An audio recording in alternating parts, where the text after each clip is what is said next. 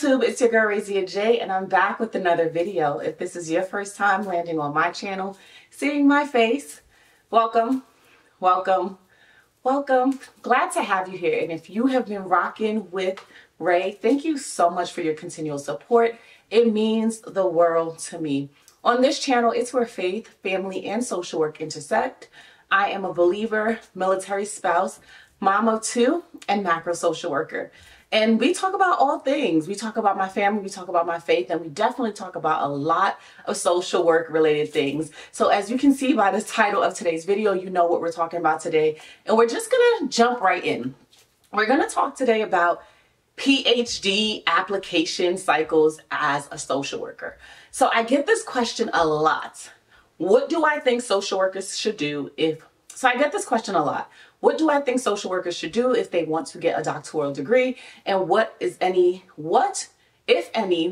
tips or recommendations I have? I have been very, I want to say, intentional to not answer this question because I didn't really want to share any input if I had no real lived experience. So if you are a social worker and you're thinking about doctoral programs, you're either thinking about getting a doctoral degree in social work, which is a DSW, or a PhD in social work. Both of those degrees are doctoral level degrees, which means that you would be addressed as Dr. So-and-so. And it's just additional training and researching and learning to give you more credibility as an expert in this field. So the first thing I want to say is if you are a social worker, then an MSW suffices as our terminal degree as of today. So as of April 2024, our terminal degree is a master's degree. So if you are a master's degree holder in social work, you really don't need a doctoral degree unless there are additional things that you want to do as a social worker. So you can tell by the title that we're going to be talking about my lived experience applying for a doctoral degree as a first-generation student, but not just my lived experience. We're going to talk about what my research and fact-finding has led me to.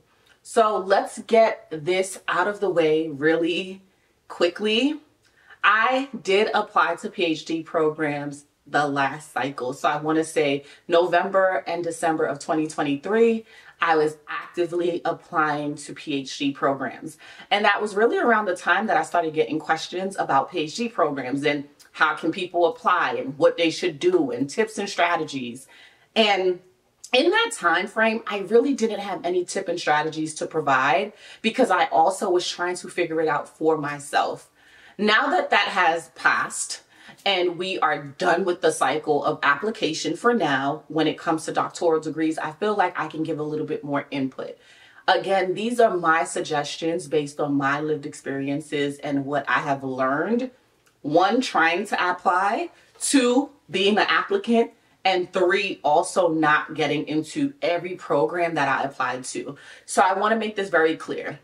If you are considering a doctoral degree in social work, whether that's a DSW or a PhD, you have to ask yourself, what are you looking for out of your program? For me, I knew I wanted a fully funded program because I did not desire to, 1, pay for a doctoral degree in any capacity. So the programs I applied to were fully funded programs.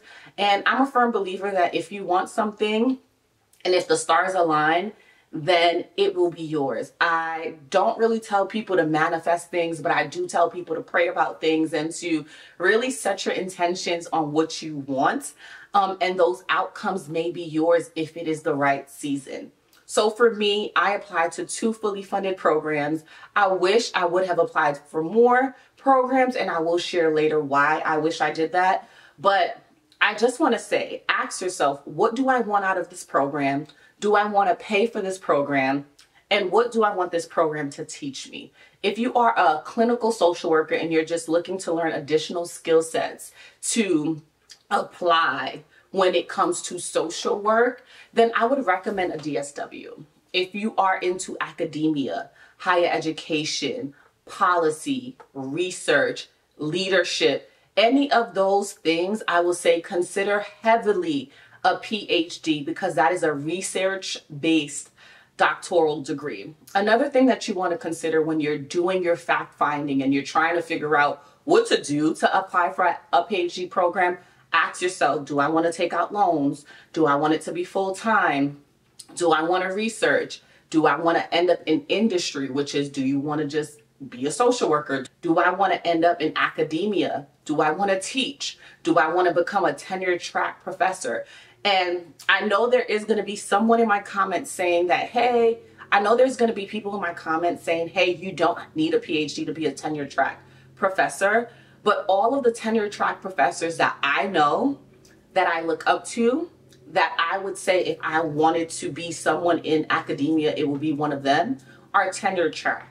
So therefore, if I am going to do academia, my hopes is to do it full time and to be tenure track. So for me, it was a very clear choice that I was going to go after my PhD in social work. Another thing I want social workers to consider when you're thinking about doctoral degrees, ask yourself, does my doctoral degree needs to be in social work? There are so many other pathways. There is doctoral degrees in education. There's doctoral degrees in business management. There's doctoral degrees in policy practice. There's doctoral degrees in you name it. There is a program out there. So ask yourself, do I want to do my PhD or my doctoral studies in social work? And after you get to the conclusion of what you want to do, I would recommend that you really, truly research the school, the faculty, the culture. So that may mean reaching out to students, asking them about their experiences, and then asking yourself, do I want to really apply? And once you decide you want to apply, I would recommend giving yourself a year to 6 months to really do the entire application process. Trust me when I say it, the application process is a tedious one. It's an emotional one. It's a taxing one. And you have to be prepared to go through the highs and the lows that comes with applying for a PhD program.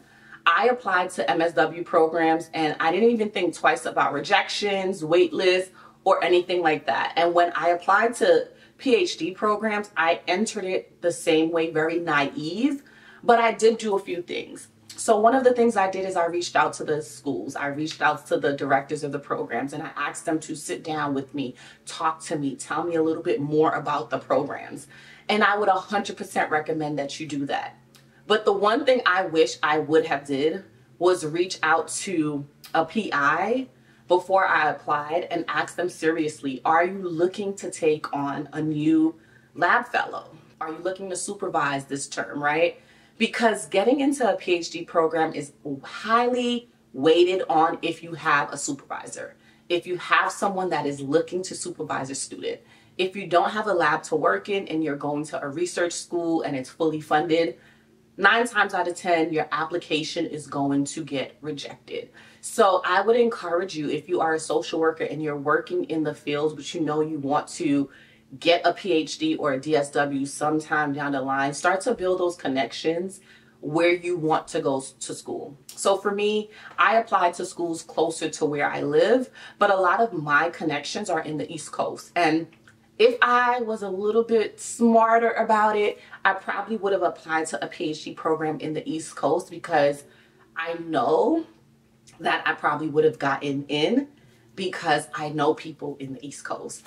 This sounds crazy, but getting into a PhD program has nothing to do with your grades. I can say for sure on this side of the application that I have seen people get a yes with a 3.0. I have seen people get a yes with a 3.0. I have seen people get a yes with a 2.97. I say all of this to say, I went into my PhD applications thinking, hey, I am a stellar student. I have great grades. What's the worst that can happen? I'm happy that I applied, although I didn't make it into a PhD program, because it gave me a lot of wisdom, it gave me a lot of knowledge, and it gave me things that I can bring back to you guys. So definitely start the process early, mentally, emotionally, spiritually.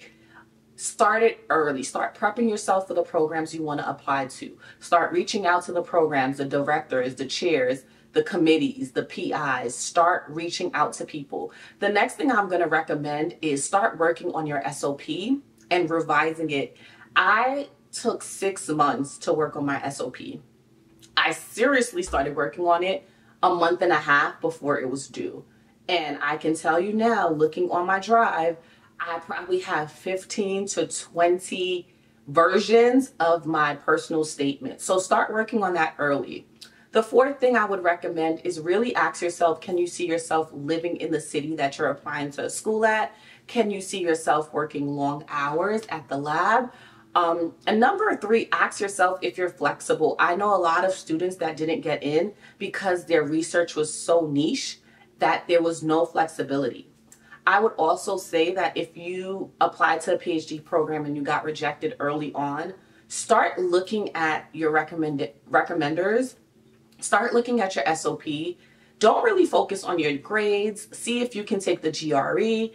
And just do other things to boost your candidate profile. For me, I literally got rejected from a PhD program today. Today is August 20th, and I got rejected from one program today, and I got waitlisted from another program, I want to say a month and a half ago.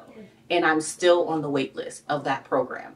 I say all this to say, if you are a later in the game, rejection, that simply means that your candidate profile was good and they just did not have a spot for you. So try again.